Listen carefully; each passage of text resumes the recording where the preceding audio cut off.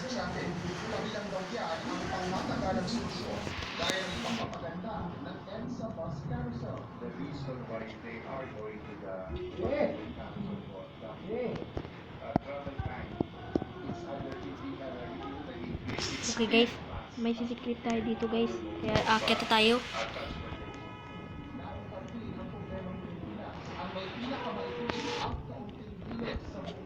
Ayun, napunta na tayo dito guys. May siyang kasandig pala dito. May tao doon na nagbabasketball, babae. Gusto makalabas. Kaya dito ulit sa kulungan yan. Kaya pupunta tayo, lalabas na tayo. Ayun na guys, nakatakas na tayo. Kaya huwag kalimutan mag-subscribe, like, and comment. Shoo!